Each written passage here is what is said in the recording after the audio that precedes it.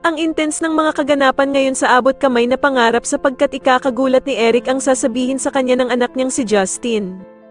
Dito nga dahil sa tulong ni Annalyn ay tuluyan nang lalambot ang puso ni Justin at maawa na nga ito sa ina niyang si Giselle, kaya naman ay mapagdedesisyonan niya ngang hindi na sumama sa ama niyang si Eric pabalik ng US. Samantala matapos ngang magbigay ng regalo na kwintas itong si Doc Lyndon kay Annalyn, ay hindi naman magpapatalo itong si Harry at magbibigay nga din ito ng regalo kay Annalyn.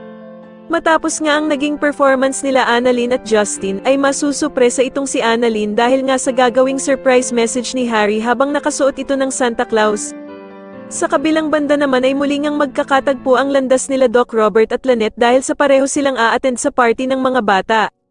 Manghihinayang naman itong si Doc Robert dahil sa hindi nga daw makikita ng ama niyang si Don Pepe ang kanyang mga apo, na sila Annalyn at Justin na magkasamang gumawa ng party.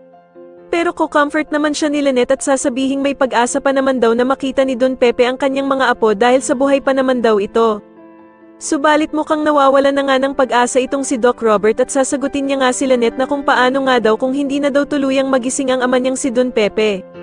Samantala ay ikakabigla naman ni Justin ang pagdating ng ina niyang si Giselle sa party at magagalit pa nga siya kay Annalyn dahil sa kung siya ba daw ang nagpapunta dito.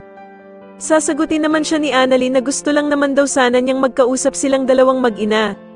Pero agad namang hihingi ng tawad itong si Giselle sa anak niyang si Justin at aalis na nga lang daw siya.